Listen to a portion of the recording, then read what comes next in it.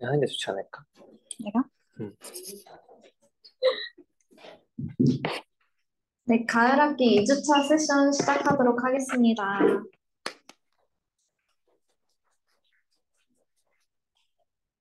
아, 아, 네, 안녕하세요. 저는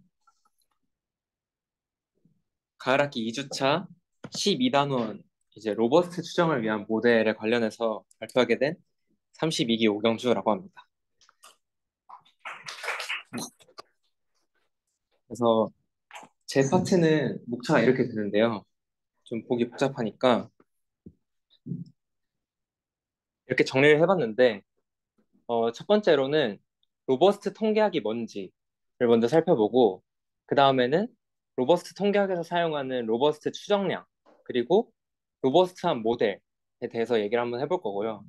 그리고 이 단원이 로버스트 모델에 대한 얘기라서 좀 로버스트 모델 중에서도 많이 쓰이는 모델 하나를 정해서 이제 일변수일 때 그리고 이제 다변수일 때를 이제 모델 설명을 하도록 하겠습니다. 그리고 마지막에 미싱이 있는 경우에는 그 모델을 어떻게 사용하는지 간략하게 말씀을 드리도록 하겠습니다.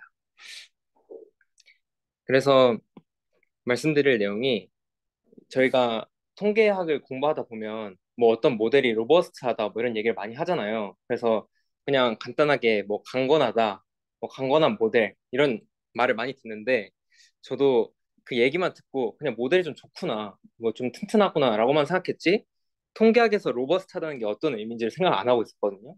근데 이제 이번에 찾아보게 됐는데 이 내용은 그냥 사전에 있는 걸 그냥 이제 캡처를 한 거고 통계학에서 말하는 로버스트가 뭔가를 찾아봤더니 이제 로버스트하다는 게 이제 강건하다는 뜻이잖아요. 그러면 무엇으로부터 강건한지에 대한 내용이 있어야 되는데 이제 이 빈칸 뚫어놓긴 했는데 바로 이상치입니다.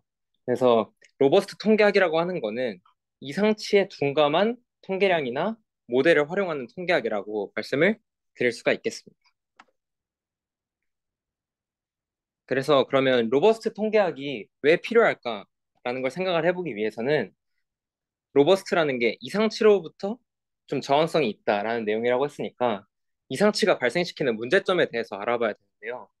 이게 뭐 전부 다 가져온 건 아니고 좀 말할 만한 세 가지 문제점을 가져왔습니다. 첫 번째는 여기 써놨는데 특정 통계량의 의미를 크게 왜곡한다라고 말씀드릴 수 있습니다. 저희가 이제 모평균을 추정한다고 할 때 보통 이제 표본 평균을 많이 사용을 하잖아요. 점추정량으로. 그때 표본 평균 같은 경우에 표본을 뽑았는데 이상치가 있으면 그 값이 크게 왜곡이 되겠죠. 그래서 이제 특정 통계량의 의미를 크게 왜곡한다라고 말을 할 수 있겠고 두 번째로는 가정한 모델에 대한 존재를 벗어나서 특정 모델을 활용할 수 없게 된다라고 얘기를 했는데 이제 회귀 분석, 회귀 모델, 선형 회귀 모델에서 이제 이상치가 문제를 발생시키는 그런 케이스를 말씀을 드려보도록 하겠습니다. 그래서 회귀 분석에서 사용하는 이제 최소 제곱 추정량이라는 게 있잖아요. 그 추정량 같은 경우에는 이제 여기 써놨는데 요 오차항들이 요 입실론 i라고 했을 때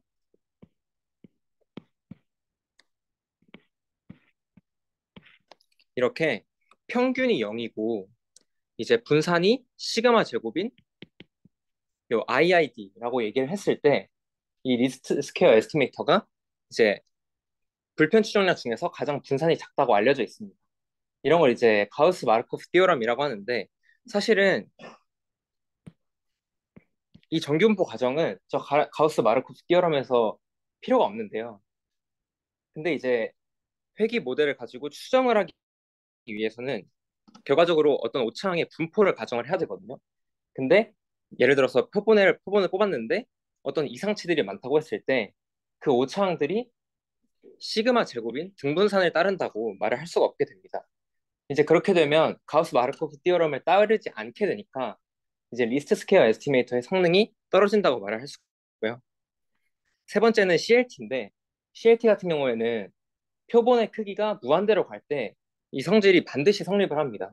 그런데 저희는 표본을 무한정으로 뽑을 수 없으니까 한 30개만 뽑고 저 표준 정기분포를 근사해서 쓰고 싶은데 그 표본 안에 이상치가 들어있게 되면 결국에 표준 정기분포로 수렴한다고 말하기 어렵게 되고 그래서 수렴 속도가 느려진다고 제가 써놨는데 결국에 이 분포로 근사하기 위해서는 더 많은 표본을 뽑아야 된다. 특히 이상치가 있는 경우에는 이렇게 말씀을 드릴 수 있겠습니다.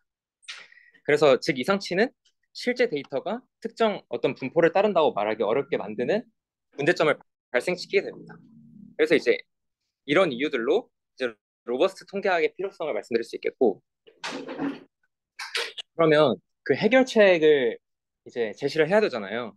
그래서 이상치에 둔감한 아니면 이상치에 저항성이 있는 통계량이나 통계 모델을 사용해야 되는데 그러면 이상치에 둔감하다는 걸 어떻게 표현할 수 있을까에 대해서 먼저 생각을 해볼 수 있습니다.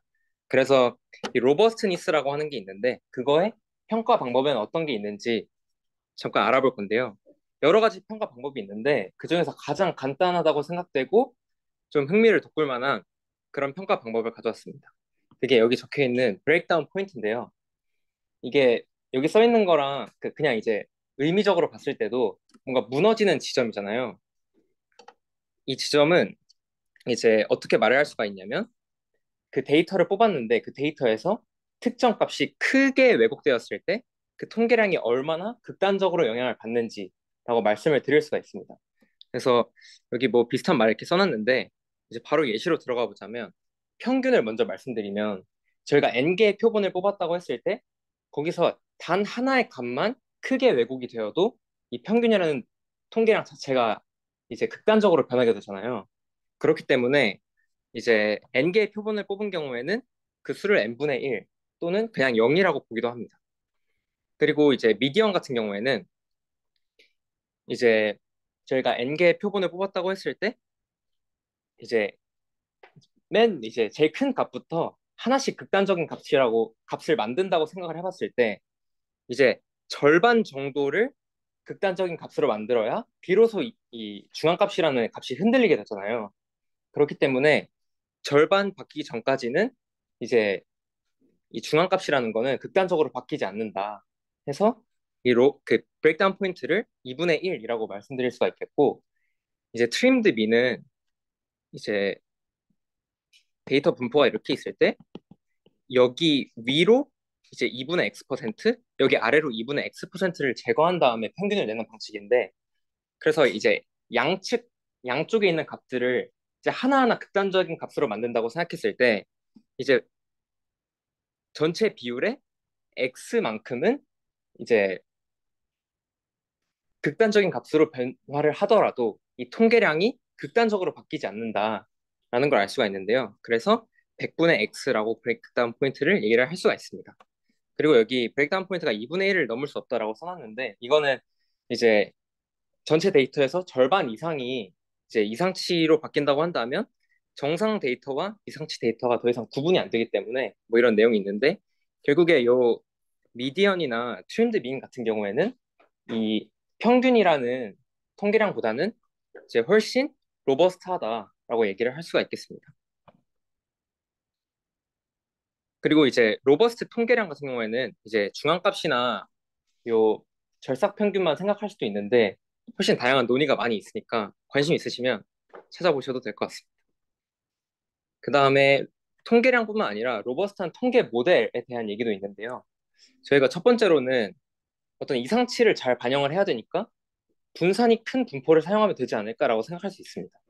근데 그게 맞습니다. 그래서 T 디스트리뷰션을 먼저 생각을 해볼 수가 있는데 이제 그냥 T 디스트리뷰션을 쓰는 게 아니라 좀 자유도가 낮은 T 분포를 사용을 해야겠죠. 그래서 이제 얼마나 낮은지에 대한 논의가 또 있을 수 있습니다.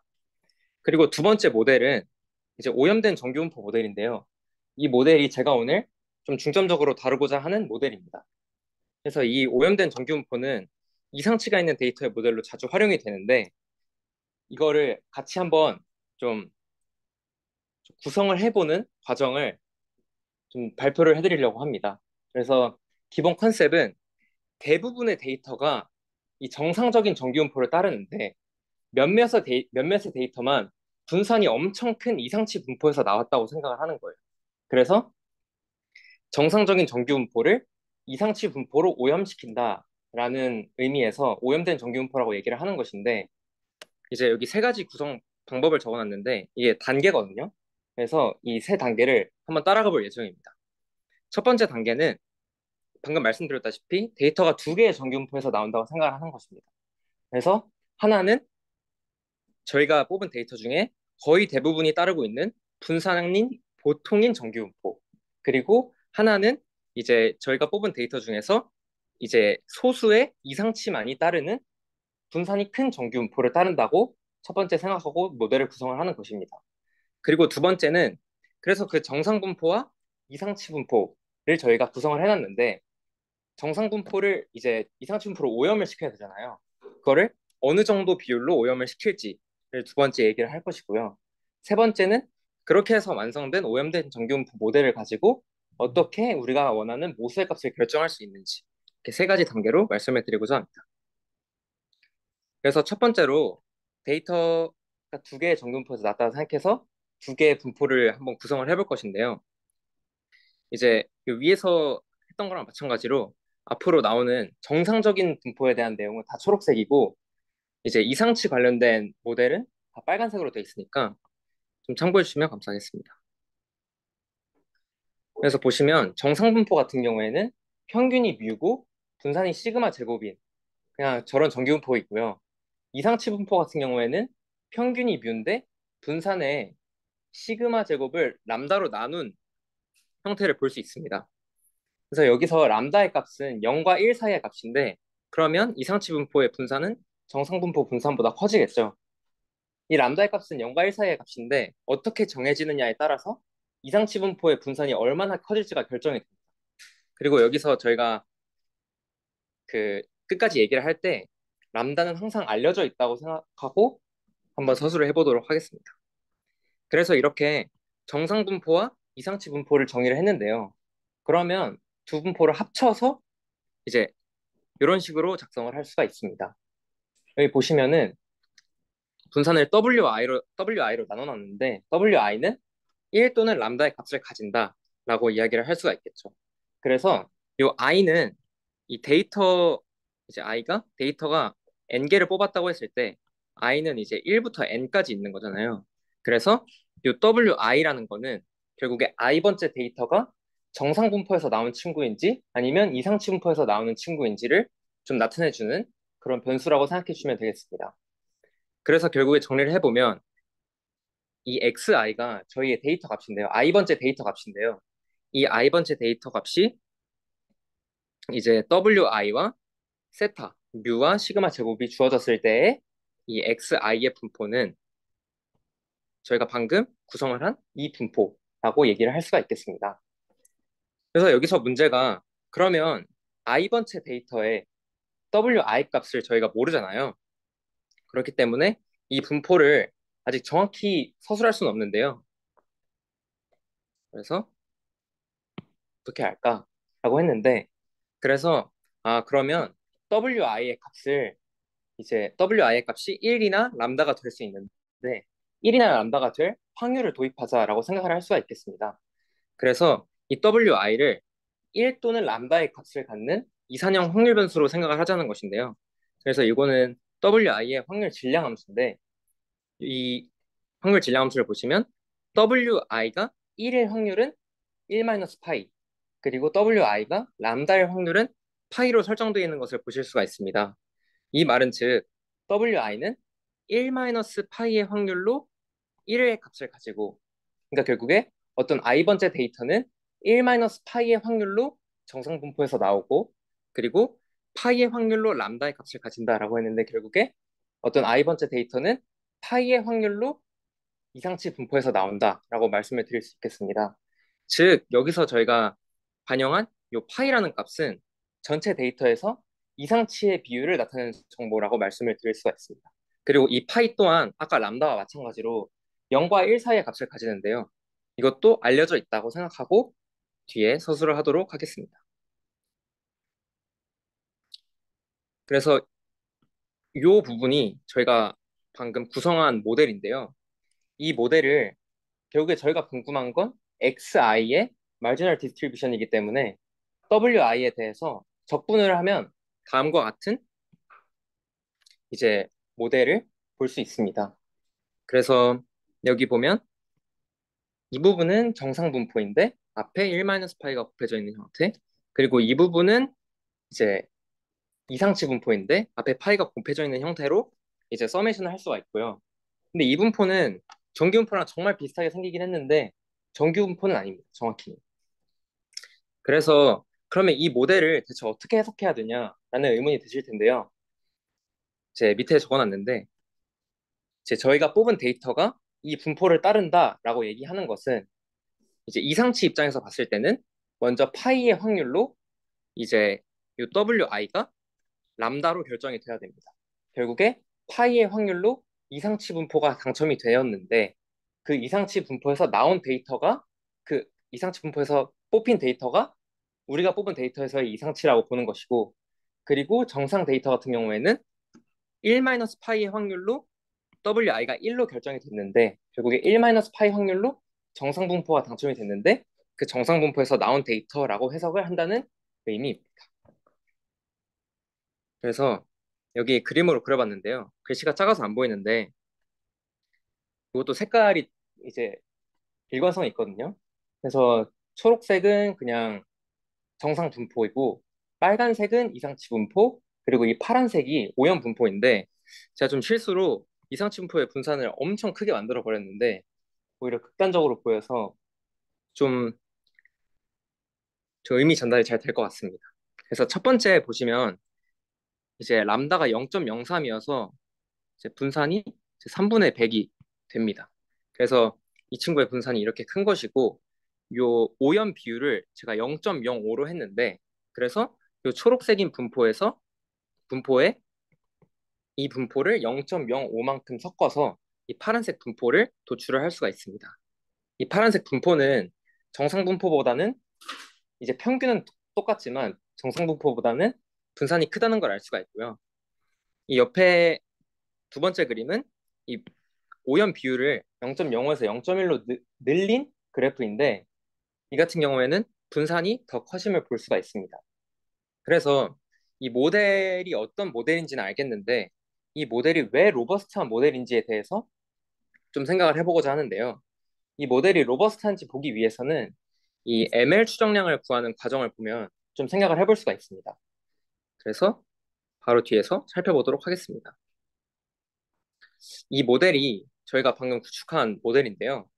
여기서 만약에 각 i에 대해서 이제 각 데이터 값이 이제 정상 분포에서 나왔는지 이상치 분포에서 나왔는지 즉 wi가 1인지 람다인지를 만약에 알고 있다면 이 맥시멈 라이클리후드 추정량 공식에 대입해서 바로 구할 수 있게 되는데요.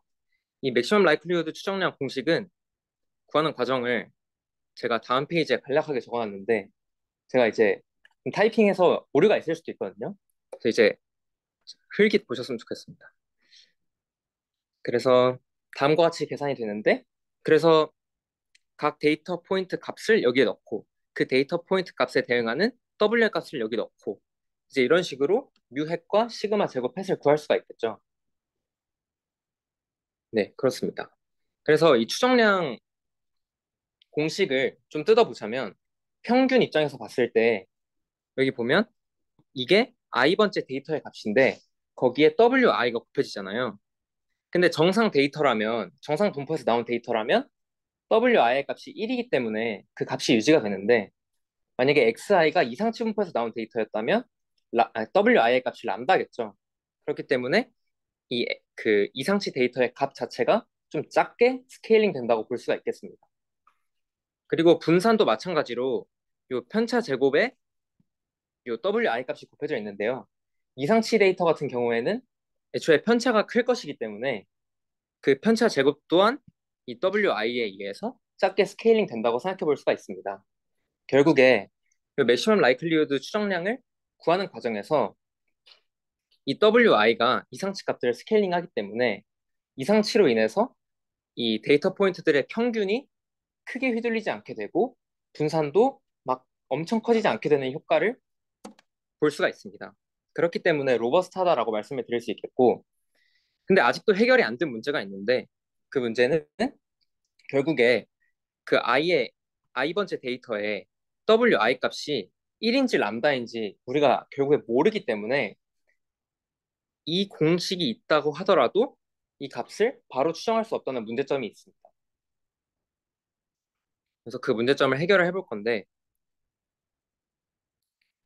이제 정리를 해보면 wi 값이 1인지 람다인지 모르기 때문에 이제 추정량을 알지만 공식을 알지만 구할 수 없다, 이런 상황이고요. 이런 경우에는 저희 저번 시간에도 이제 설명을 해주셨는데, EM 알고리즘을 이용해서 이제 각 데이터 값의 wi 값을 모른다고 하더라도 이제 뮤 햇과 시그마 제곱의 햇을 구할 수가 있습니다. 그 과정을 제가 네 단계로 밑에 적어봤는데, 첫 번째는 이 평균과 분산의 초기 값을 설정하는 것입니다. 그래서 이제 뮤 제로와 시그마 제곱 제로를 설정을 이렇게 하고요. 그 다음에 이 wi의 조건부 기대값을 계산을 할 겁니다. 그래서 여기서 설정한 초기 값을 요 조건부 기대값 요 위치에다가 대입을 한 다음에 wi에 대한 조건부 기대값을 계산을 하고 이 값을 wi의 첫 번째 값으로 설정을 합니다. 그리고 이 과정을 i는 1부터 n까지 전부 다 하게 됩니다. 그렇게 되면 각 i의 값, wi의 값들이 다 나오겠죠. 그렇게 wi 제로의 값들을 다 구했으면 저희가 가지고 있는 이 맥시멈 라이클리후드 추정량 공식에 대입을 해서 그 다음 번째 뮤1과 시그마 제곱 1을 구할 수 있게 됩니다. 그리고 그 값들을 다시 이 조건부 기대값의 이 공식에 넣게 되면 이제 wi의 다음 값까지 계속 설정을 할 수 있게 됩니다. 그런 식으로 해서 이 뮤와 시그마 제곱의 값이 이제 더 이상 변동성이 적게 된다면 이제 마무리를 하면 되는 것이고요. 하고 이 부분은 저번 차에 발표를 해주셨던 내용 중에서 EM 알고리즘의 E 스텝과 M 스텝, 특히 지수 쪽에서의 E 스텝과 M 스텝을 이제 간단하게 요약한 내용인데요.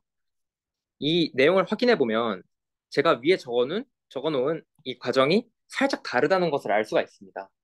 이게 M 스텝은 동일한데 이 E 스텝에서 그 저번 주차 발표해 주신 내용은 충분 통계량의 조건부 기대값을 구해서 그 충분 통계량의 조건부 기대값을 다음 충분 통계량 값으로 설정을 한다라는 내용이 있는데요. 저희는 아직은 이 뮤와 시그마 제곱에 대한 충분 통계량을 제가 말씀을 드리진 않았지만 그것을 사용하는 게 아니라 wi의 조건부 기대값을 사용을 하잖아요. 그렇기 때문에 왜 충분 통계량의 조건부 기대값을 사용하는 것이 아니라 wi만의 조건부 기대값을 사용하는 것인지 의문이 생길 수 있고, 두 번째로는 wi의 조건부 기대값을 사용하는 것은 알겠는데 그것을 어떻게 계산할 것인가라는 의문이 들 수 있습니다. 그래서 첫 번째로 왜 충분 통계량의 조건부 기대값이 아닌 wi의 조건부 기대값을 사용하는 것인지 말씀을 드리도록 하겠습니다. 이 과정은 t 플러스 1번째 EM 알고리즘 과정을 서술한 것인데요. 여기 저번 주차 적어주신 내용을 참고해서 생각을 해보면 결국에 저희가 궁금한 세타의 충분 통계량의 조건부 기대값을 다음 충분 통계량 값으로 설정을 하는 것이잖아요. 그런데 저희 같은 경우에는 충분 통계량이 S0, S1, S2 세 개로 결정이 됩니다. 공식 여기 적혀 있긴 한데 일단 그 충분 통계량의 조건부 기대값을 구하고 그 조건부 기대값을 다음 충분 통계량 값으로 설정을 해야 되는데요. 여기서 충분 통계량 공식을 볼 수 있습니다. 이건 이제 구하는 과정은 딱히 이제 따로 서술하진 않았는데 한번 해보셔도 좋을 것 같고, 이제 S0, S1, S2의 충분 통계량이 각각 이제 이런 식으로 계산이 되는데요.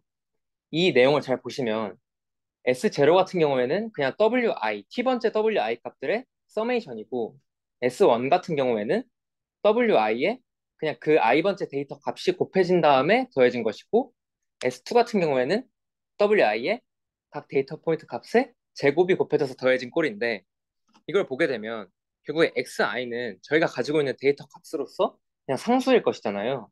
그렇기 때문에 각각 여기에 대한 조건부 기대값을 씌워도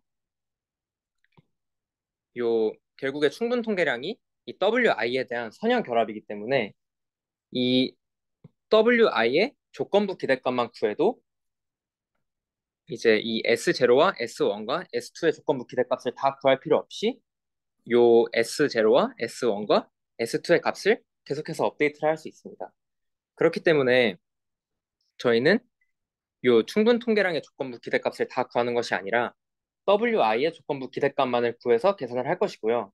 이러면 또 좋은 점이 원래 충분 통계량의 기대값으로 충분 통계량의 다음 값을 설정을 했다면 요 밑에 보이는 공식처럼 이 평균은 이제 S1 그리고 이제 S2 마이너스 S1의 제곱 나누기 뭐 S0 나누기 N 뭐 이런 식으로 대입을 해서 구했어야 되는데 저희가 WI만의 조건부 기대값을 구하게 된다면 요 원래 저희가 가지고 있던 맥시멈 라이클리후드 통계량 공식에 W 자리에 WI의 조건부 기대값을 넣음으로써 뮤 햇과 시그마 제곱의 햇의 업데이트를 더 빠르게 구할 수가 있게 됩니다.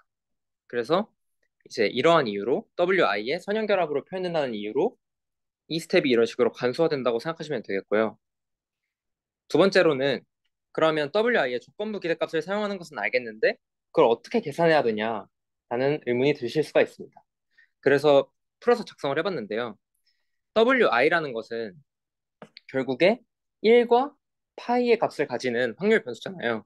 그래서 그 값과 그 값을 가질 조건부 확률 그리고 이 람다와 람다의 값을 가질 조건부 확률을 이렇게 더해서 이제 조건부 기대값을 구할 수 있게 되는데요. 근데 여기서 보시면 WI가 1일 때 조건부 확률과 WI가 람다일 때 조건부 확률은 더해서 1이 돼야 되잖아요. 그래서 이 부분만 구해도 저희가 이 WI에 대한 조건부 기대값을 전부 구할 수 있게 됩니다. 그래서 이 부분의 값을 구해야 되는데 이제 베이즈 정리를 사용하게 되면 요 WI와 XI 부분만 볼 건데요. 여기는 계속 기분으로 들어가고 그래서 이 부분과 이 부분과 이 부분과 이 부분만 보면 이제 베이지 정리에 의해서 이런 식으로 쪼개서 작성을 할 수가 있는데요. 이 첫 번째 부분을 보시면 그냥 WI가 1일 때 이제 XI의 분포니까 이제 정상가 평균이 뮤이고 분산이 시그마 제곱인 그냥 정상 분포의 PDF를 생각해 볼 수가 있고 이 부분은 결국에 이 WI가 1이라는 사실 자체는 그 데이터들의 평균과 분산과는 관련이 없잖아요. 그래서 이제 이 부분을 삭제해서 이렇게 올 수가 있고 마지막 이 부분은 저희가 이제 처음에 구축했던 그 WI에 대해서 서메이션을 한 이제 이런 형태가 되겠습니다. 그래서 그 식을 잘 정리를 해보면 이런 식으로 나중에 정리가 되는데요. 이제 이 꼴을 DI로 좀 간추려서 좀 더 공식이 깔끔하게 나왔습니다. 그래서 여기서 구한 것은 이제 WI가 1일 때 조건부 확률인데요. 그래서 그 조건부 확률을 이용해서 이제 조건부 기대값을 계산을 할 수가 있고 이러면 결국에 저희가 맨 처음에 뮤 제로와 시그마 제곱 제로를 설정을 했었는데 그 값을 요 D 부분에 대입을 하게 되면 그 값을 바로 WI에 제로로 설정할 수 있게 되고 그리고 그 W 제로를 알게 되면 저희가 아까 얘기했던 요 맥시멈 라이클리후드 통계량 공식에 대입을 해서 다음 뮤 햇과 시그마 제곱 햇의 값을 구할 수가 있고 그 값을 다시 여기다가 넣으면 또 다음 WI의 값이 업데이트되고 하는 간단한 방식으로 EM 알고리즘이 진행된다고 보실 수 있겠습니다. 그리고 이 모델은 저희가 방금에는 변수 하나만 가지고 얘기를 했는데요. 이제 다별량 오염된 정규분포로 확장이 가능합니다. 그래서 앞에서 사용했던 이 XI에 대한 그런 생각을 행렬로 확장을 하면 되는데요. 이 책에서는 표기가 좀 독특한 게 이xi와 뮤를 행벡터로 표현을 합니다. 그래서 이제 이런 부분에서 이게 스칼라가 되는 게 아니라 행렬이 된다고 생각을 해주시면 될 것 같고 이 모델 자체는 방금 했던 모델과 거의 똑같습니다. 그래서 이 부분도 이 평균과 분산이 이제 평균 벡터 그리고 공분산 행렬로 바뀐 거 제외하면 그대로고요. 그거를 이제 똑같이 WI에 대해서 적분해도 똑같고 그다음에 여기 맥시멈 라이클리후드 추정량 공식인데요. 이 부분도 이제 거의 비슷합니다. 그리고 세타에 대한 충분 통계량도 이렇게 적어놨고요. 마지막으로 WI에 대한 조건부 기대값 공식도 이제 조금은 변형되긴 했지만 비슷하게 적어두었습니다. 결국에 이 값들을 다 이용하면 이 다별량 오염된 정규분포 모델에서도 EM 알고리즘을 편하게 진행할 수 있겠다라는 생각을 하실 수 있게 됩니다. 그래서 그 과정을 여기서 좀 보기 쉽게 정리를 해봤는데요. 저희가 이 X1이라고 하는 것은 첫 번째 데이터를 의미하는데 이 데이터, K개의 변수로 나타난 이 데이터 자체를 저희가 X1이라고 말을 할 수가 있고 이 데이터를 X2 쭉쭉쭉 해서 이 데이터를 이제 XN이라고 표현할 수가 있는데요. X1에 대해서 이제 X1 given W1, 세타의 분포를 보자면 저희가 앞에서 얘기한 대로 이 분포를 따른다는 걸 알 수 있잖아요. 그리고 이제 모든 i에 대해서 이제 이런 식으로 분포를 따른다고 설정을 할 수가 있는데 만약에 저희가 이 wi 값들 이게 1 또는 람다일 텐데 이 값을 모두 안다면 그냥 이제 맥시멈 라이클리후드 추정량 공식에 대입해서 뮤 햇과 시그마 제곱 햇을 구할 수 있지만 이걸 모르기 때문에 EM 알고리즘을 사용을 한다라고 생각하시면 되겠고 세타의 충분 통계량은 이렇게 세 가지가 정의가 되지만 결국에 WI에 대한 선형 결합이기 때문에 W 이제 충분 통계량의 조건부 기대값으로 업데이트를 하는 게 아니라 WI의 조건부 기대값으로 WI만 업데이트해서 그 업데이트한 값을 이 공식에 대입해서 구할 수 있다라고 생각하시면 되겠습니다. 마지막 페이지인데요. 이제 이런 다별량 오염된 정기분포를 따른다는 가정하에서 저희의 데이터가 미싱이 있는 경우에는 어떻게 해야 되는지 이야기를 해보도록 하겠습니다. 그래서 이 경우에는 그 충분 통계량이 WI의 선형결합으로 표현된다라고 이제 말씀드리기 어려운 게 이제 이런 곳에 이제 구멍이 뚫려 있는 거잖아요. 그래서 저희가 이 x의 값 자체를 어떤 상수라고 말씀드리기가 어렵습니다. 그래서 이 wi에 대한 조건부 기대값으로 wi들을 계속 업데이트하는 게 아니라 이제 각 충분 통계량의 조건부 기대값을 계산을 해야 되는데 이게 S0가 첫 번째 충분 통계량, S1이 두 번째, S2가 세 번째인데요. 이제 여기 참고란에 이렇게 적어놨는데 충분 통계량이 S0는 어떤 스칼라 값, S1은 1 by K 행렬, 그리고 S2는 K by K 행렬로 정리가 됩니다. 그렇기 때문에 이제 첫 번째 충분 통계량에 대한 내용은 그냥 이제 조건부 기대값으로 표현할 수가 있는데 이렇게 이제 S1에 대한 거는 S1 자체가 행렬이기 때문에 이제 제2번째 요소에 대한 내용만 서술해서 이제 전체 행렬이 이렇게 구성된다라고 얘기를 하고 있고 이제 S2에 대한 조건부 기대값도 어차피 행렬이기 때문에 이제 J행, K열의 컴포넌트가 이제 이렇게 계산된다라고 이제 계산을 할 수가 있는데요. 여기 보시면 결국에 저희가 구해야 되는 값이 WI는 공통적으로 이렇게 들어가 있고 그리고 어떤 X값, XIJ 뭐 어떤 뭐 여기에 있는 값 그리고 마지막으로는 여기 더해진 값인데요. 이 형태만 보셔도 저번 주 차에 발표하셨던 그냥 다별량 정규분포 모델과 매우 흡사함을 아실 수가 있습니다. 다만 추가된 건 WI의 값인데요.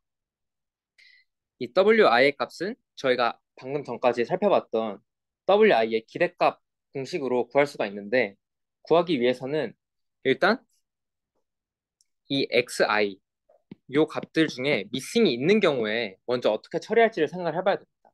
그래서 여기 적어놨는데 이제 스위핑 오퍼레이터를 사용해서 일단 채워줄 수가 있는데요. 예를 들어서 여기에 미싱이 발생한 경우에는 이 열 자체를 Y로 하고 나머지 열들을 이제 X로 생각을 해서 이제 X 바 Y 이런 행렬을 만들어서 이제 스위핑 오퍼레이터를 이제 정확히 기억은 안 나는데 잘 수행을 하면 이제 이 y에 대한 이 x들의 이제 회귀 개수들을 계산을 할 수가 있습니다.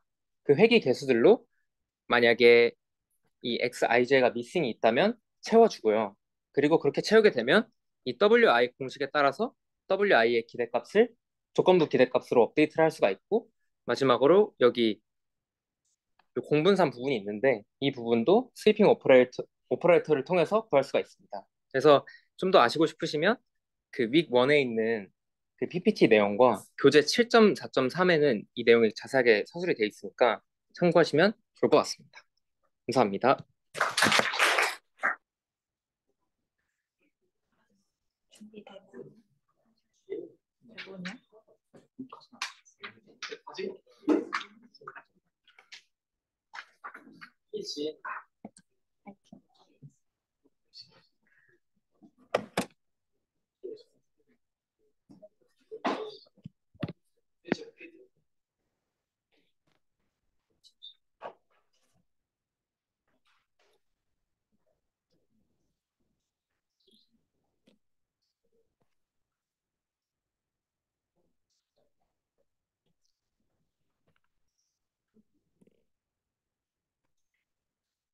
페이지 어떻게 넘겨요, 이거?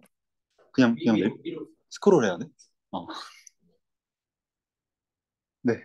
그럼 이제 2단원 로버스트 에스티메이션 이제 발표를 하겠습니다. 저는 발표를 맡은 이준찬입니다.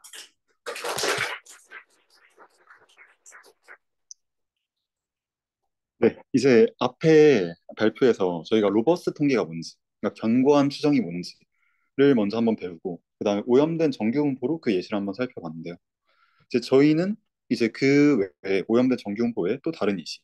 이제 첫 번째로 볼 게 T 분포에 대한 T 분포가 이제 정규 분포보다 좀 더 이제 로버스트한 분포로 볼 수 있고 그래서 이제 T 분포에 적용하는 예시를 하나 살펴볼 거고요. 그 다음에 그 외에 좀 기타 다른 상황에서 저희가 로버스트니스를 어떻게 적용하는지를 살펴볼 겁니다. 근데 T 분포를 적용하는 데 있어서 이제 그 전에 T 분포를 적용하는 과정이 저희 이전 주차에 발표했던 11장 내용하고 되게 비슷해요. 그래서 근데 11장 사실 다별량 정규 분포에 대한 EM 추정이 되게 설명 저희가 잘 들었는데 아무래도 좀 되게 노테이션도 복잡하고 어렵다 보니까 그래서 한번 좀 이해하기 편하게 리뷰를 간단하게 하고 그 다음에 T분표 설명을 이어서 하겠습니다. 네, 그래서 말씀드렸던 거와 같이 이제 로버스트 에스티메이션은 모델 기반 접근을 할 때 뭐 정규 분포라고 딱 명시적인 가정을 하는 게 좀 위험이 존재하기 때문에 저희가 뭐 이상치 같은 거에 대해서 좀 더 견고하고 안정적인 추론을 하기 위해서 모델의 구조에 대해 다양한 상황을 소개한다. 라고 이렇게 얘기할 수 있고요. 그래서 먼저 T분포 상황을 볼 거고 그 다음에 좀 다른 로버스 상황에 대해서는 저희가 이제 모델 관련 추정에서 좀 기억이 안 날 수 있는데 초반에 파트 1 할 때 이제 1장 1주차 2주차 발표할 때 뭐 프로펜시티 웨이 혹은 다른 웨이팅 방법들을 한번 다뤘었는데 그런 컴플리트 케이스에 대해서 저희가 로버스니스를 어떻게 적용하는지 또 이제 새로운 방법도 한번 이따가 확인해 보겠습니다. 네. 그래서 먼저 11장 예시부터 시작입니다. 이제 아무래도 좀 직접적으로 데이터가 어떻게 생겼는지 볼 수 있는 게 좋을 것 같아서 이제 5 곱하기 6 매트릭스를 하나 가져왔고요. 이제 이 매트릭스는 11장의 내용이기 때문에 다별량 정규 분포입니다. 변수는 6개짜리고 지금 데이터는 5개, n이 5개짜리고요.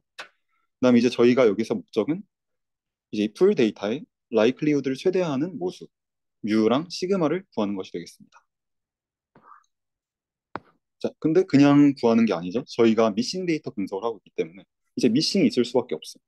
만약 데이터에 이제 미싱이 있으면 저희가 그때 이제 노테이션 한번 먼저 살펴볼 텐데 먼저 이제 제로가 들어가면은 그 제로가 들어간 데이터는 관측된 데이터라고 봐주시면 되고요. 1이 들어가서 뭐 y1 이렇게 된 데이터는 그 행은 결측 데이터가 존재한다. 이렇게 봐주시면 됩니다. 그랬을 때 이제 위에 노테이션을 보면 y 스몰 y 제로 콤마 i 이제 관측된 데이터 i 번째 행에 관측된 데이터는 그 i 번째 행의 뮤 제로 콤마 i 그리고 시그마 제로 콤마 i 이 평균과 공분산을 가지는 정규분포를 따른다. 다별량 정규분포를 따른다. 이렇게 볼 수 있는데요. 이제 저희가 그럼 이제 미싱이 있는 행은 어떻게 처리를 하냐? 그래서 넘어가 보면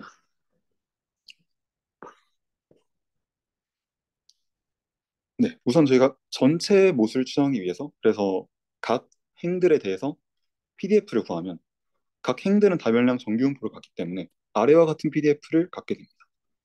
근데 그럼 이 아래와 같은 PDF를 가지고 저희가 PDF를 구했으니까 라이클리우드를 구해서 MLE를 추정하려고 확인을 해보면 이제 라이클리우드를 최대화하는 모습을 구하기 위해서 관측된 데이터 Y0로 라이클리우드를 최대화하기 위해서 로그 라이클리우드 식을 계산을 했더니 저희가 미분을 해서 MLE를 추정하기에 여의치 않게 나왔어요. 그래서 저희가 EM 알고리즘으로서 이터레이티브한 접근 방식으로 MLE를 구한다가 이제 저희의 목적이라고 하면 되겠습니다. 네, 그래서 EM 알고리즘도 간단하게 다시 리뷰를 하면 이제 충분 통계량, 그 어떤 모수에 대한 정보를 데이터 없이 이 통계량만을 모두 담아낼 수 있는 충분 통계량이 있을 때 그 통계량을 이전에 관측된 데이터와 그 이전 스텝에서 추정한 모수, 세타로 이제 조건부 기대값으로 충분 통계량을 업데이트하는 것. 그게 이 스텝이 되고 그다음에 그 충분 통계량을 가지고 이제 그 다음에 세타를 계산하는 것. 그것이 M 스텝이 됩니다. 이렇게 해서 저희가 계속 관측된 데이터와 이전의 모수를 바탕으로 충분 통계량을 업데이트하고 모수를 업데이트하고 다시 충분 통계량을 업데이트하고 모수를 업데이트하다 보면은 이제 충분 통계량이 수렴했을 때 저희가 그때 모수를 계산하면 그게 저희가 원하는 이제 라이클리우드를 최대화하는 모수가 된다라고 볼 수 있는데 이제 11장 다별량 정규분포의 경우에는 저희가 충분 통계량을 두 개를 가져와요. 이제 첫 번째 통계량은 i는 1부터 n까지 yij를 모두 더한다. 즉 i 번째 첫 번째 데이터부터 다섯 번째 데이터까지 예를 들어 j가 1이라고 하면 첫 번째 열에 있는 데이터의 총합 이런 식으로 생각하시면 되고요. 그다음 두 번째 같은 경우에는 이제 조금 더 복잡해서 여기는 그림으로 한번 보시면 될 것 같습니다.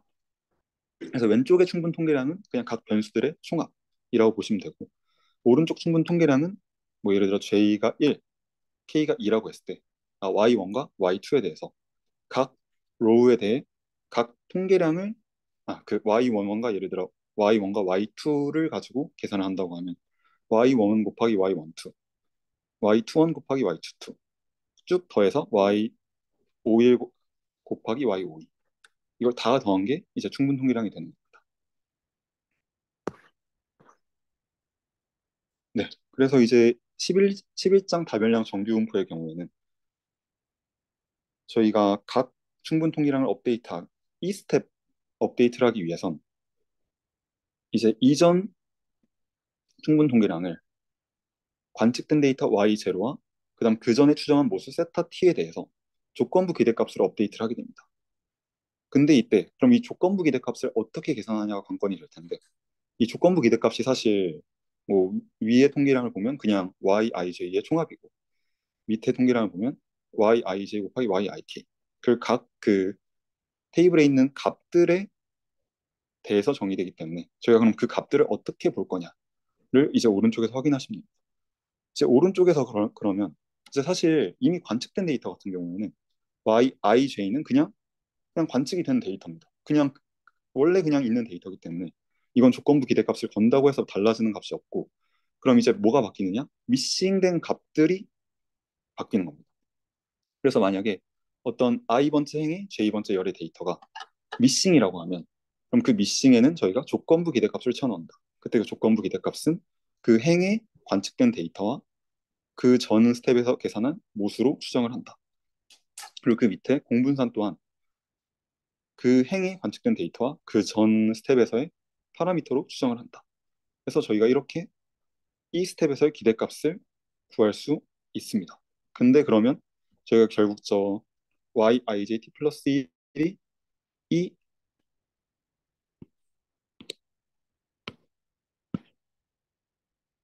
네, 여기를 저희가 알아야지 이제 요 기대값을 구할 수 있겠죠.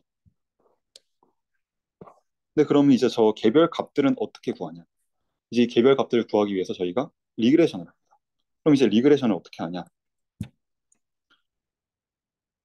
이제 뭐 수입 오퍼레이터에 대해서도 이제 이전 주체에 설명을 했고 사실 다다루기에 조금 내용이 많아서 간략하게만 설명을 드리면 이제 예를 들어서 저희가 y1 이제 두 번째 로우에 첫 번째 변수의 이 결측치를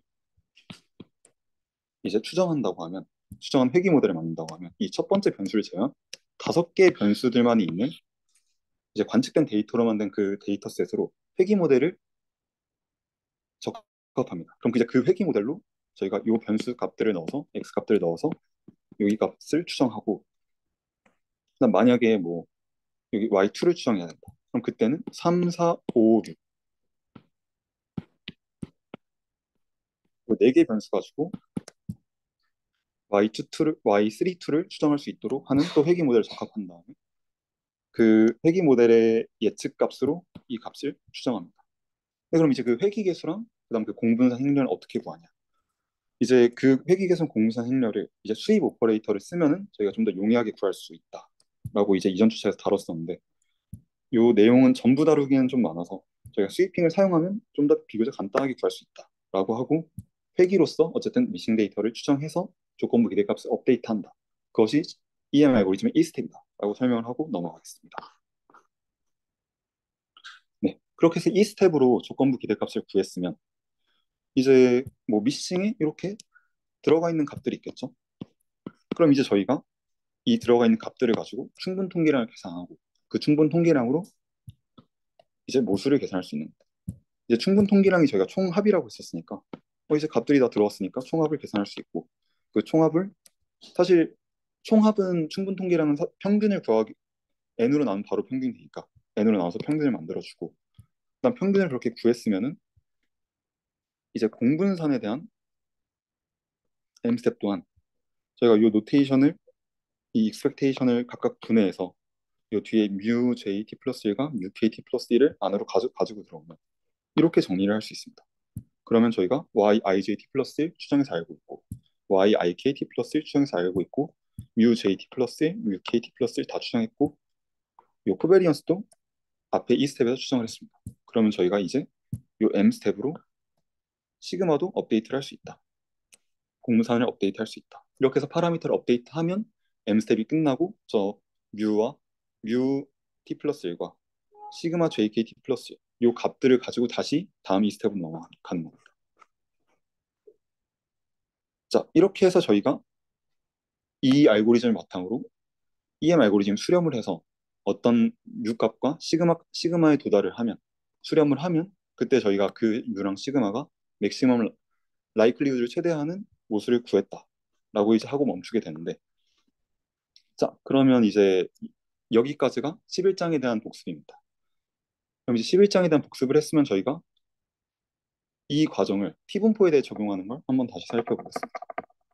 사실 앞에 웨이트에 대해서도 그 앞에 오염된 정기분포를 다룰 때도 저희가 웨이트라는 개념을 썼잖아요. 이제 이 웨이트이 이제 이상치를 처리하는 데 있어서 이 이상치를 어떻게 처리해 줄 건지를 그 개념이 들어간 항이라고 보면 되는데 이제 이 T분포에서도 웨이트이 나옵니다. 근데 이제 이 웨이트이 앞에처럼 뭐 람다거나 1이거나 바이너리한 값이 아니라 이번엔 웨이트이 카이 제곱 분포를 자유도로 나눈 이런 분포를 따릅니다. 이제 이런 분포를 따른 확률 변수예요, 웨이트. 자, 그럼 이런 웨이트에 대해서 저희가 이번엔 데이터를 새롭게 정리를 합니다. 이제 각 i번째 데이터를 xi라고 했을 때 그 xi의 세타와 wi에 대한 조건부 분포가 이제 mu와 공분산 행렬 psi를 이제 wi로 나눈 역스케일한 정규 분포를 따른다. 각 행들이 이제 독립적이지만 동일하진 않은 이런 정규 분포를 따른다라고 볼 수 있고요. 그럼 이제 이게 왜 T분포를 따르는 예시냐를 그냥 PDF로서 한 번만 확인을 해보면 제가 조건부 분포는 XI와 WI에 대한 조건부 분포는 정규 분포이기 때문에 이렇게 식으로 쓸 수 있습니다. 그리고 WI는 위에 보시다시피 카이 제곱 변수를 자유도로 나눴기 때문에 이렇게 쓸 수 있고요.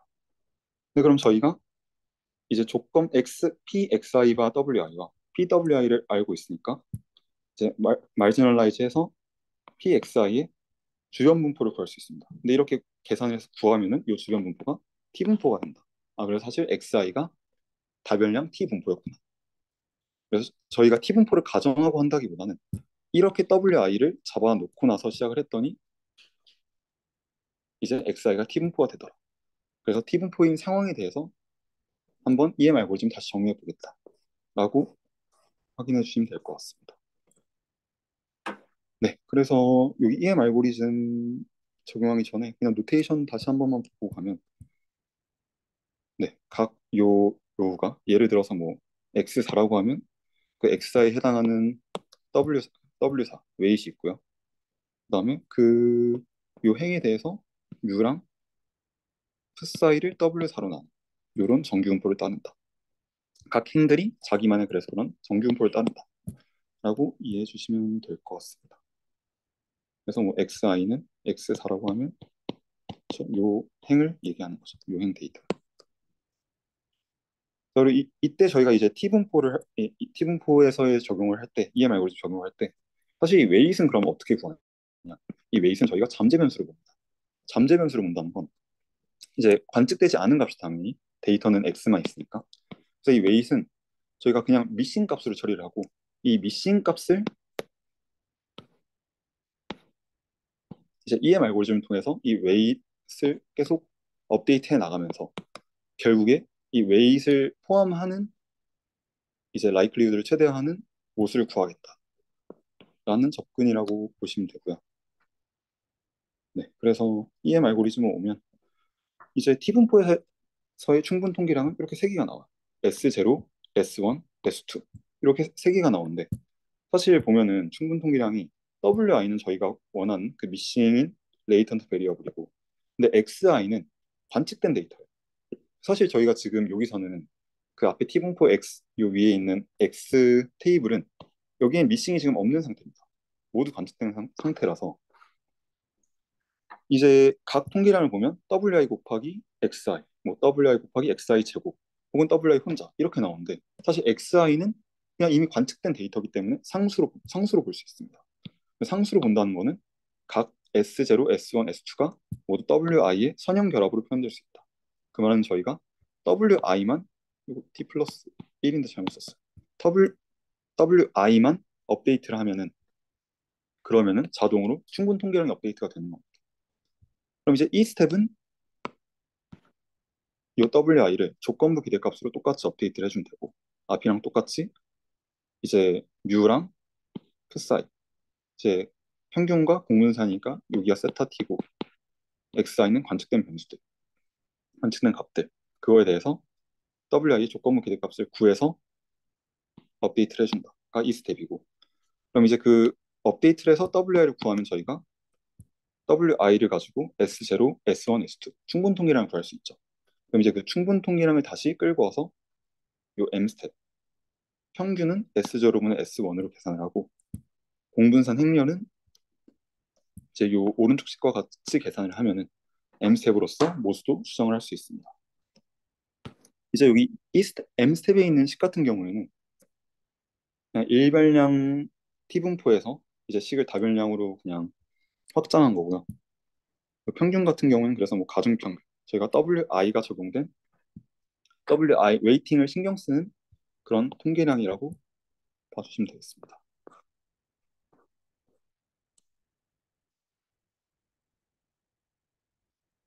네, 그래서 저희가 요 위에서 그러면 사실 다 상관이 없는데, 그럼 이제 이 WI가 조건부 기대값에 의해서 업데이트 되는데, 저 조건부 기대값은 어떻게 구하냐? 저희가 이전에 다별량 정규분포의 경우에는 조건부 기대값을 회기로서 추정을 한다고 했었는데, 여기 같은 경우에는 아직 미싱이 없는 상태이기 때문에 회기로서 추정은 하지 않고요. 이 조건부 기대 같은 경우에는 이제 식 유도가 조금 글씨를 작게 했는데 제가 공간이 없어서, 네, 일단 XI에 대한 정규분포식을 적고 WI에 대한 PDF를 적은 다음에 저희가 조인트 XI와 WI의 조인트 분포를 이렇게 써줄 수 있습니다. 근데 그럼 이제 이 조인트 분포를 저희가 이 베이즈 정리에 의해서 조인트 분포를 알고, 그 다음 이 밑에는 WI와 관련이 없기 때문에 상수로 취급을 하면은 이제 저희가 원하는 WI의 조건부 분포가 어떤 상수 곱하기 이 조인트 분포다, 이렇게 정리를 할 수 있고요. 그다음 이 식을 정리해 보면은 저희가 원하는 조건부 분포가 상수 곱하기 어떤 요 뒤에 식이 이렇게 나오는데 이게 감마 분포 형태와 똑같다.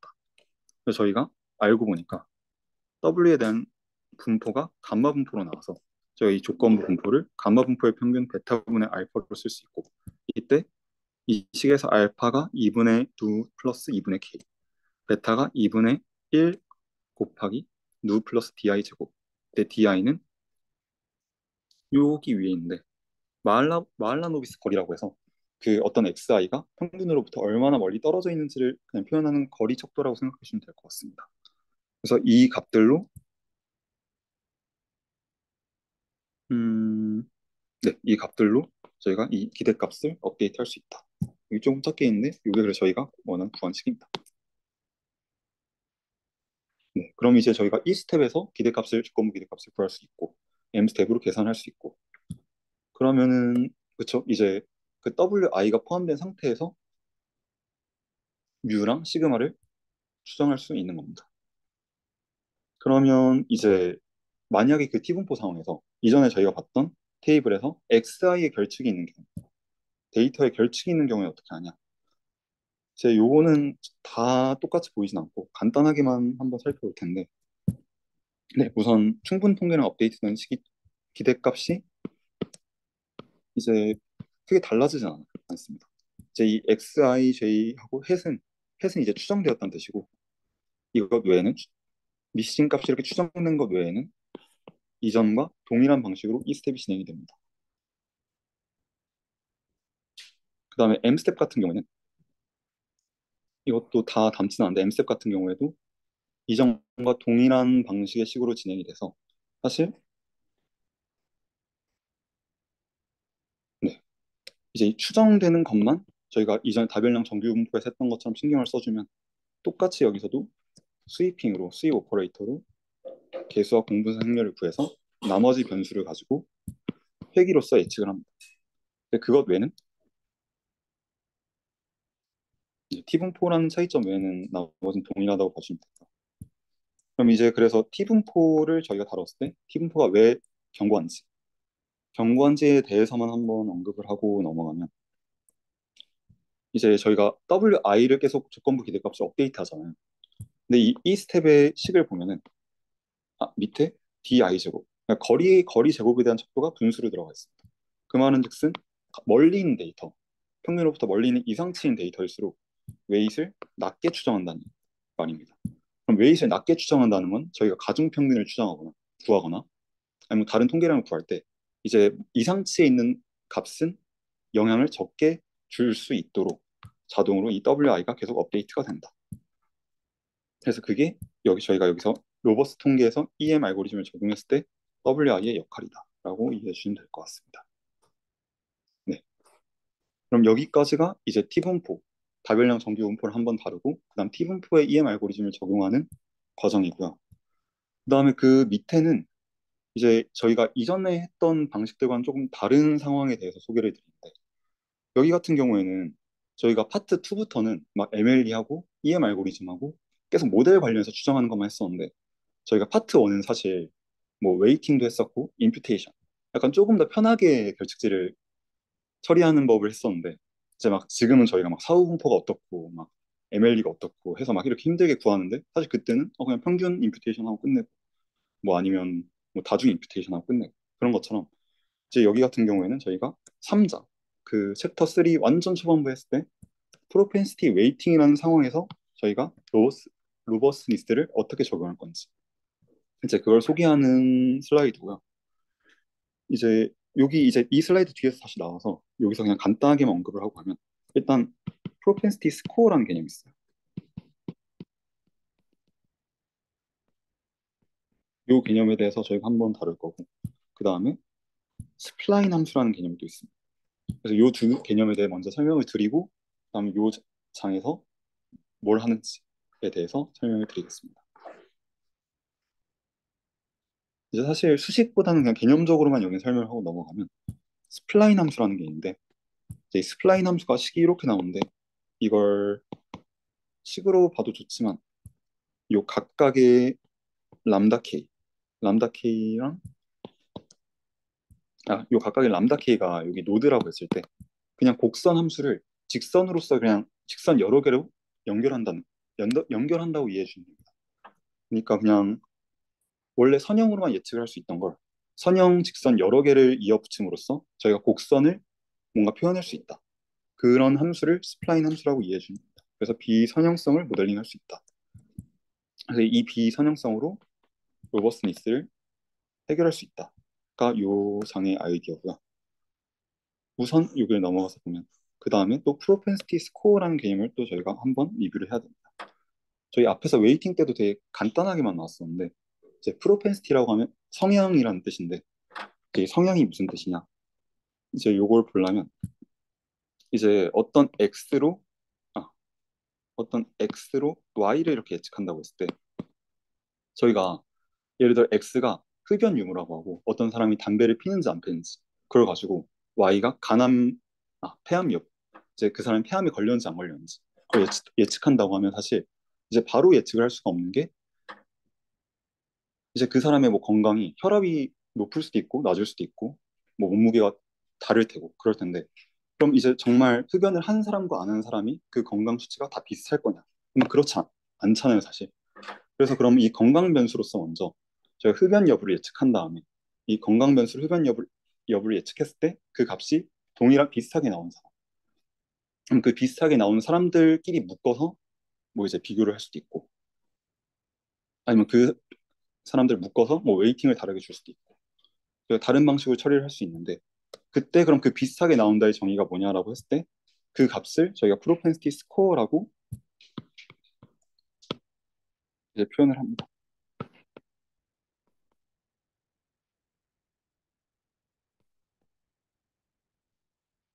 네, 그래서 이렇게 식이 나와 있는데 그냥 x가 안 나오네. 네, 우선 넘어가겠습니다.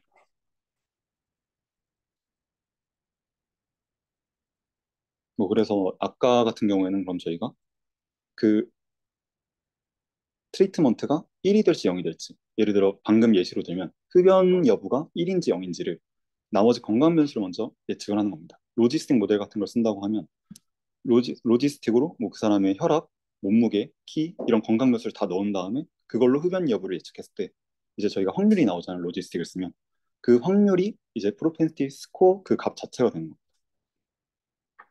그럼 그랬을 때 그 프로펜시티 스코어를 저희가 어떻게 활용할 수 있냐? 이제 첫 번째는 오른쪽에 있는 매칭 방법을 쓸 수가 있어요. 이제 예를 들어서 뭐 건강 변수가 그 사람이 흡연을 할지 안 할지 여부에 되게 다 비슷하게 예측을 해서 확률이 비슷하게 나온 두 사람이 있는데 한 사람 흡연을 했고 한 사람 흡연을 안 했어요.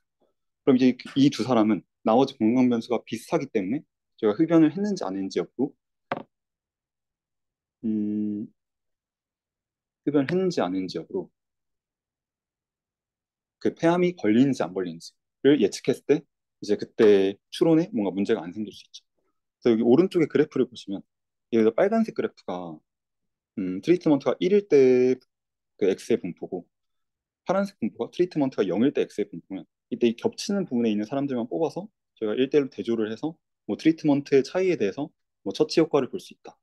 그런 뭐 인과적인 추론을 할 수 있다. 라고 이해해 주시면 되고요. 만약에 그게 아니면 이제 웨이팅이라는 방법이 있는데 이제 웨이팅 같은 경우에는 프로펜시티 스코어가 확률이잖아요. 그 트리트먼트가 1이 될 확률이 뭐 얼마나 큰지인데 예를 들어서 트리트먼트가 1이 될 확률이 되게 낮은데 이 사람이 사실 트리트먼트를 받았어. 그럼 이제 이 사람의 웨이트를 엄청 크게 주는 거예요. 이 사람 사실 받을 확률이 되게 낮은데 받았으니까 저희가 좀 더 웨이팅을 해서 좀 더 많이 보겠다. 말로는 그런 식으로 이해해 주면 될 것 같아요. 네, 그래서 이렇게 매칭과 웨이팅 방법이 있고 이제 저희가 그럼 미싱에서 이제 이 프로펜시티가 왜 나왔냐? 아니, 프로펜시티가 스코어가 트리트먼트 처치를 받을 확률이라고 했을 때 이제 이 트리트먼트 자체를 저희가 처치가 아니라 미싱이 될 확률 1, 0으로 보겠다는 거예요.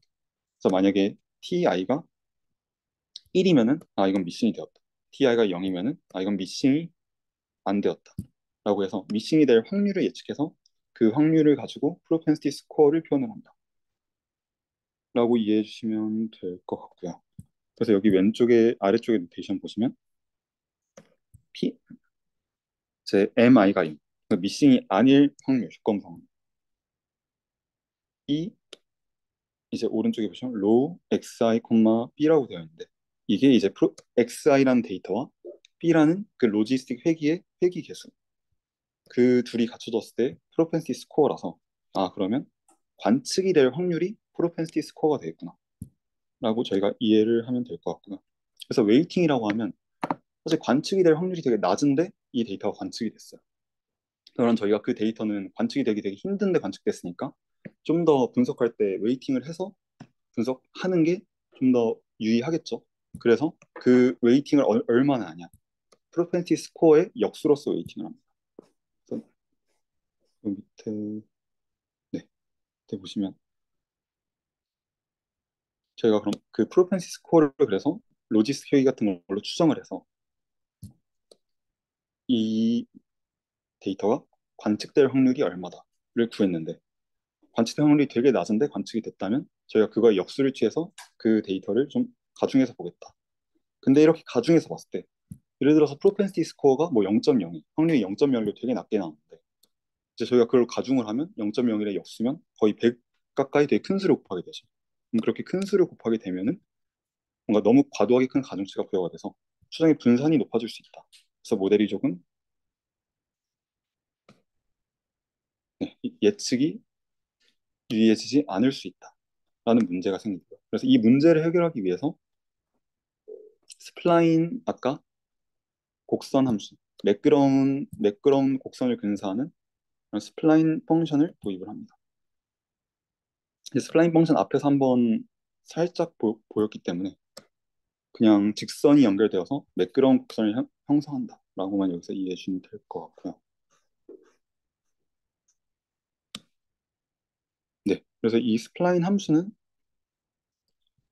저희가 SP 그다음에 안에 PI 이렇게 해서 P의 안에 이제 PI가 프로펜시 스코어라고 했을 때 그 프로펜시 스코어를 스플라인 함수에 적용한 값, 그러니까 그 예측값과 YI의 잔차 제곱합 그리고 그 옆에 그 이계도 함수의 페널티야. 그러니까 너무 공률을 크게 만들어서 과적합이 되는 걸 방지하기 위한 페널티야. 이 두 개를 가지고 두 개를 최소화하는 목적 함수를 갖고 있고요. 그래서 저희가 이 람다를 조정하느냐에 따라서 얼마나 뭐 이제 유연하게 만들 수도 있고 아니면 좀 덜 유연하게 좀 더 직선에 가깝게 스플라인 함수를 만들 수도 있습니다. 그래서 저희가 하는 거는 이제 이 스플라인 함수를 가지고 구했던 프로펜시티 스코어 나머지 X로 이제 빈 미싱 데이터를 임퓨테이션 하겠다. 대체하겠다가 여기 패널라이즈 스플라인의 아이디어입니다. 네, 그래서 그림으로 아까 한 번만 더 확인을 해보면 옆에 이제 오른쪽에 있는 P 괄호치고 B는 얘가 프로펜시티 스코어고요.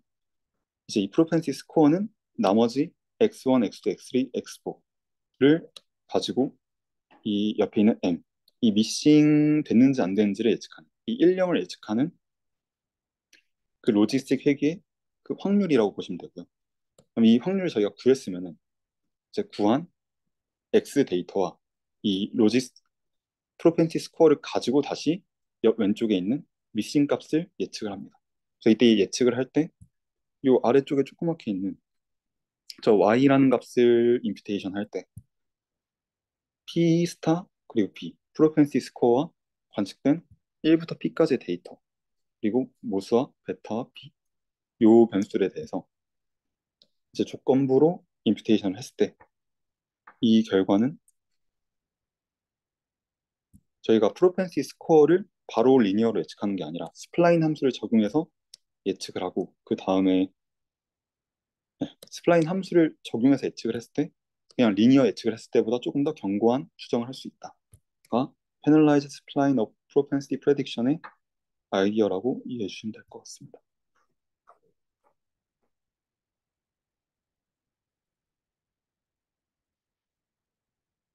네, 그 위에 있던 식 한 번 더만 보시면 저희 이렇게 해서 y를 임퓨테이션해서 미싱을 처리할 수 있고요.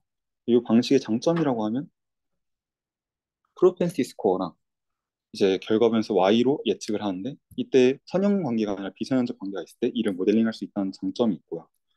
하지만 이제 뭐 단점이라고 한다면 당연히 계산이 더 많아질 테고 그다음에 이제 너무 복잡한 경우에 과적합이 되거나 잘못 예측할 수 있는 가능성이 있다. 그냥 되게 단순한 그런 단점이 언급되어 있습니다. 네, 이렇게 해서 저희가 앞서서 맨 앞에 오염된 정규분포에 의한 로버스 미스 이상치를 처리하는 방법과 T분포로 로버스 미스를 처리하는 방법 아니 이상치를 처리해서 경고함을 이제 모델에 부여하는 방법 그리고 또 프로펜시티 웨이트 상황에서 임퓨테이션을 해서 로버스 미스를 좀 적용해보는 방법 이렇게 크게 세 가지를 살펴봤고요. 이제 이게 저희 12장의 로버스 추정에 대한 내용이고 이제 저희가 파트 1에서는 그냥 임퓨테이션과 웨이팅을 했었고 파트 2에서는 뭐 이제 빈도주의적 관점에선 ML이나 EM이나 이런 방식으로 모델로서 미싱을 처리하는 방법을 했었고 뭐 베이지안으로서는 DA나 아니면 깁스 샘플링 같은 방식으로 모델을 추정하는 방식을 했었으면 사분포를 추정하는 방식을 했었으면 이제 저희가 그걸 가지고 파트 3에서는 이제 적용을 해보는 게 파트 3의 내용이라고 하면 됩니다. 이해하시면 됩니다. 11장 같은 경우에는 사실 뭐 EM 알고리즘, 베이즈, 다변형 정규분포에 대해 모두 다뤘었고요. 12장 같은 경우에는 T분포랑 조금 더 뭐 로버스트한 특수한 상황에 대해서 다뤘고 13장에서는 범주형 결측에 대한 상황 14장은 범주형과 연속형이 같이 있는 상황 아이고.